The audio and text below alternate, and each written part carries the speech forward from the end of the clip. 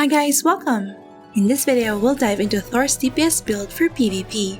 Thor has risen to become one of the top tier DPS classes in PvP and GVG. This because he can deal massive amounts of wind element damage that can one-hit kill opposing players. Although Thor has no anti-fatal skill, it's still difficult to shut him down thanks to his Storm Barrier skill. If you've missed our comprehensive discussion regarding Thor's skill mechanics, you can find the video link below. This time we'll cover everything you need to know from stats, runes, gears, cards, upgrades, and battle setup to guide you in optimizing your Thor's performance in PvP. Alright, without further ado, let's begin. First, for attribute point distribution, allot points on Dex for increasing hit. Although his core passive Thor's Arrival has a 200% hit modifier, his primary damaging skill, Rolling Thunder, doesn't. You can aim for at least 600 hit. After that, just balance the remaining points on these 4 attributes. Strength for increasing physical attack and to boost the upper limit of Thor's damage fluctuation. Luck to boost the lower limit of Thor's damage fluctuation and to increase the HP loss from the hypercharged passive. Int for increasing freeze chance and freeze resist. And Vit for survivability. Additionally, having high dex, strength, and int would increase the skill damage gained from Zanubia card. As for damage modifiers, these are the ones that can further boost Thor's damage output.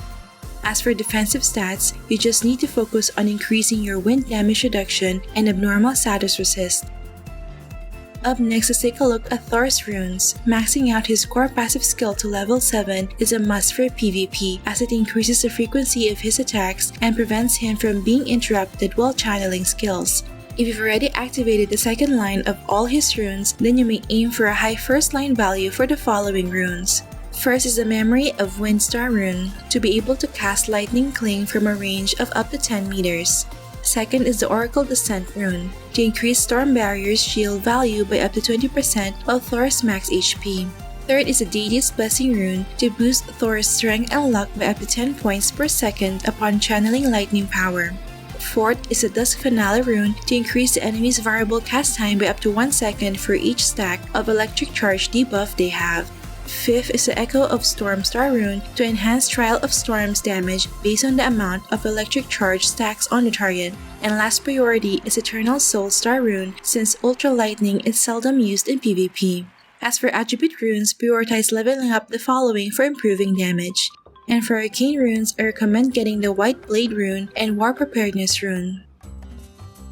Up next, let's dive into the recommended equipment set and cards for PvP. First, for weapon, a plus 15 Last Twilight is the best in slot since it doesn't only boost Thor's offensive stats but also his core passive skills damage. Additionally, its tier 5 upgrade offers a 15% movement speed boost whenever Thor is channeling his skills. Your weapon should be enchanted with Morale 4 or Sharp Blade 4 and inlaid with Frioni Star card for increasing hit. For offhand, I mainly prefer a Dragon Slayer Martial Merit with 18% physical damage as main equipment and Skeleton Bracer as phantom equipment. But if lacking Ignore Physical Def, then just swap with Vicious Wound or Rosa Chain. Your offhand should be enchanted with Armor Breaking 4 or High PDI stat and inlaid with Thor's Soul card. For main armor, you may either use a Cursed Armor with 15% physical pen or 20% damage to medium size for more physical damage modifiers, or another Shore Patrol with 20% elemental damage for more wind damage. As for the Phantom Armor, I recommend getting the Chosen's Armor to become immune to Fear status. Your armor should be enchanted with Morale 4 or High Status Resist and inlaid with the Kebi card to drastically reduce the damage received when under Storm Barrier status. For garment, the best slot is Leader's Pauldron with 12% skill damage for main equipment and White Duke's Manteau for phantom equipment. Your garment should be enchanted with High PDI or High Status Resist and inlaid with Zanubia card for increasing skill damage. For footgeared options for main equipment are Lune's Memorial with 6% physical pen or Dominator War Boots with 6% physical damage. While for phantom equipment, you may either use the Little Fairy Slippers or St. Mary's Cloth Shoes. Your footgear should be enchanted with High PDI or High Status Resist and inlaid with Moonlight Flower Star card. For accessories, I recommend using Steel Ambition with 4.5% physical damage or Diamond Earring with 4.5% pen for the main equipment slot. As for the phantom equipment slot, my top options are Hermit's Bundle, Cat Paw Stamp, and Ring of Contract. All accessories should be enchanted with Sharp Blade 4 or high PDI stat and inlaid with Devil Governor card plus one of the following cards. For headwear, these are my top picks for each slot. Just choose depending on availability and the stat you're lacking. As for headwear enchantment, aim for a Morale 4th enchant on your face and back items and Sharp Blade 4th enchant on your tail item. As for headwear card, the Dark Siren MVP card would be the best in slot. Take note that you may also use GVG rental gears, god artifacts, and 6v6 team competition headwear for specific situations. Up next, here are the other upgrades that you can invest in to further boost your damage. For Acer Monument, activating all the nodes will grant the following stats. Notably, you'll get 30% wind damage, 16% physical damage, 15% ignore physical def, and 15% physical attack. For guild buffs, maxing out your blessings and prayers will grant additional raw physical attack, physical pen, ignore physical def, demi-human damage, and wind damage. For Oracle Mirror Extract, the options are Combustible Knife for physical pen, Abre Bow for damage to demi-human race, Chieftain's Axe for ignore physical def, Claw for physical attack percent, Wind Axe for wind damage, or Holgrahen's Refined Hammer for destroying weapon and armor. And for Ancient Relics, I prefer using Horn of the Unyielding or Heel Swing for improving survivability. Other options are situational, such as Divine Hymn Carver against enemies that can convert your armor's element, Ear Necklace against Phantom Dancer, Golden Spirit Boat against high fleet targets, or Crystallization Armor against Reflect users.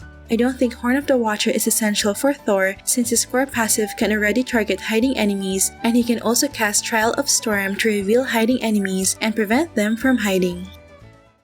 Finally, let's take a look at some tips for using Thor in PvP battle. First, place the following skills in the manual skill bar. For the auto skill bar, I prefer putting Rolling Thunder, Lightning Power, and Storm Barrier so they can be casted automatically after the cooldown has finished. Once you've arranged your skills, use the following consumables which can help boost your damage output and survivability. Before initiating combat, activate the Lightning Power and Storm Barrier buffs. After that, you can start channeling Rolling Thunder, which is Thor's primary damaging skill that synergizes with his Mjolnir core passive. While channeling, you can manually cast your other non-channeling skills, such as Lightning Cling to pull and gather players, even those who are wearing Edgar Star card. You can also cast Trial of Storm, not just to deal burst damage, but also to reveal hiding enemies. If your character is moving, the skills in your auto skill bar will not be activated automatically. Thus, it's better to stay in one position and only move once the channeling has started. In addition, avoid riding your mount as it can cancel channeling. Take note also that Storm Barrier is the only protection of Thor. Thus, Thor is weak against classes that deal HP loss damage, such as Bomber CM, and those that can remove undispellable buffs such as Ancient Artifact user. Lastly, if you need to recover HP and SP or to reduce the cooldown of your skills, then channel Holy Resonance manually. So that's it for my Thor DPS build guide for PvP. Thor's massive single target damage output coupled with the Storm Barrier's shield for survivability make him one of the best DPS classes in the current meta. I hope with this guide you'll have a clear idea on how to build your Thor character for PvP. Please feel free to leave a comment if you have any question or suggestion.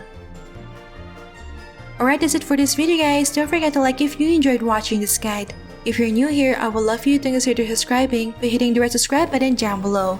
I would love to have you back. Thank you for watching and see you in our next episode.